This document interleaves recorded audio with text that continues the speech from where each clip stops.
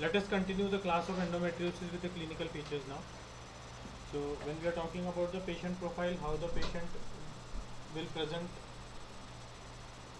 mostly the age of the patient is between 30 to 45 years. The patients are mostly nulliparous or had one or two children, that means the female with low parity, and long years prior to the appearance of the symptoms will be there. Now there could be infertility, voluntary postponement of the first conception until at a late stage. Then the common symptoms when we are talking about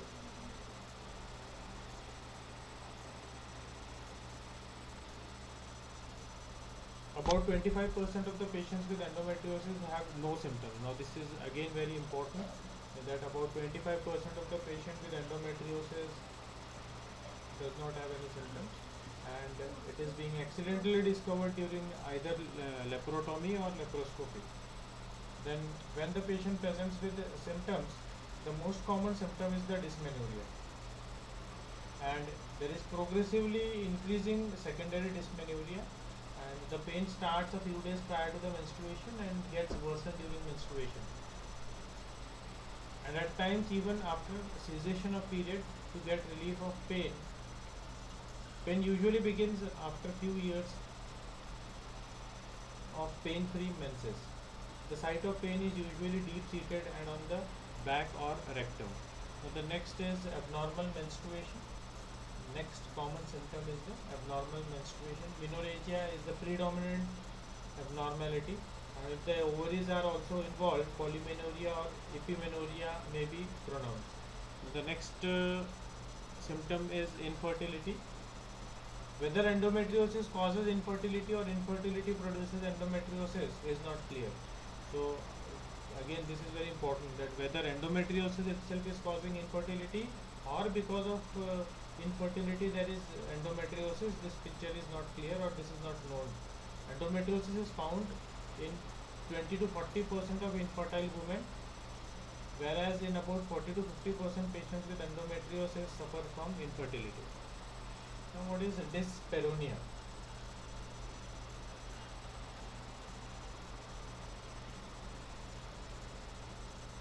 Are you aware of the term dyspareunia? If you are not aware, you will find it out what is dyspareunia. Dyspareunia is usually deep. It may be due to stretching of the structures of the pouch of Douglas or direct contact tenderness. The next symptom is abdominal pain. So there could be chronic pelvic pain, or there is abdominal pain also. There may be variable degrees of abdominal pain around the periods, and when there is chronic pain,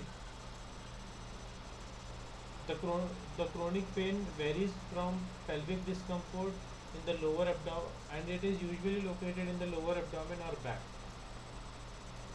The cause of chronic pelvic pain could be inflammation in the peritoneal implants, action of inflammatory cytokines, or invasion of nerves or involvement of bladder and bowel. So these are the clinical features of the endometriosis. Other symptoms could be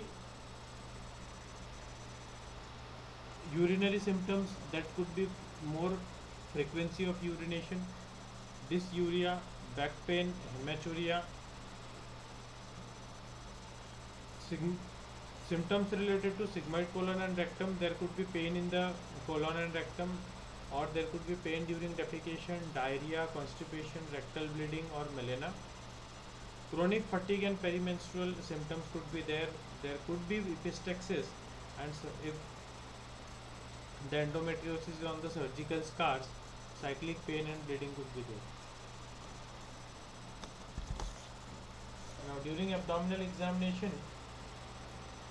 the abdominal palpation may not reveal any abnormality. A mass may be felt in the lower abdomen arising from the pelvis, and large chocolate cyst or tubular mass due to endometriotic adhesions. The mass is tender with restricted mobility. Now when we are doing pelvic examination, bimanual examination may not reveal any pathology. The expected positive findings are pelvic tenderness, nodules in the pouch of Douglas, nodular feel of uterosacral ligament, fixed retroverted uterus, or unilateral or bilateral adnexal mass of different size. So when we are talking about the diagnosis,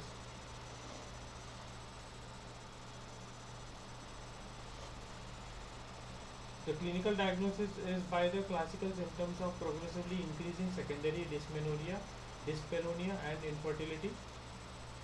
This is corroborated by the pelvic findings of nodules in the pouch of Douglas, nodular fields of the uterosacral ligament, fixed retroverted uterus, and unilateral or bilateral adnexal mass.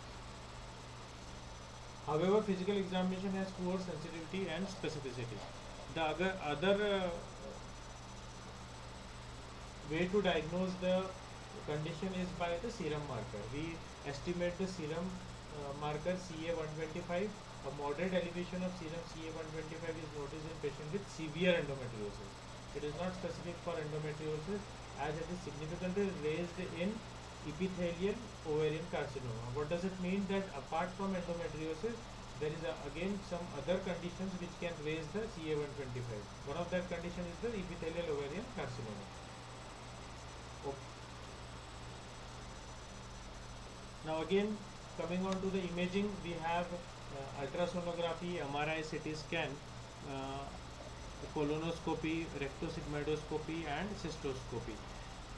Now above all this, what is the most confirmatory test? That is the laparoscopy.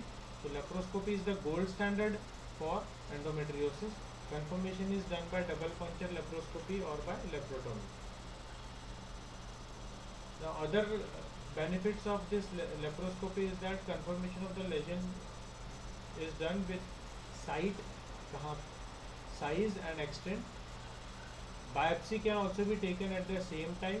Staging can be done and extent of adhesions could be recorded. Opportunity to do laparoscopic surgery if it is required.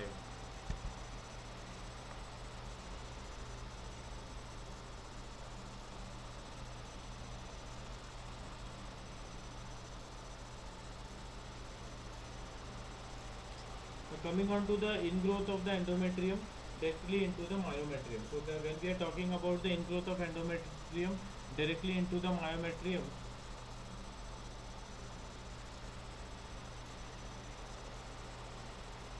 we are talking about the adenomyosis. So what is adenomyosis? Adenomyosis is a condition where there is ingrowth of the endometrium, both the glandular and stromal component directly into the myometrium. Now what are the causes? There could be unknown cause is there, then submucosa could be absent, then endometrial gland lie in direct contact with the underlying myometrium.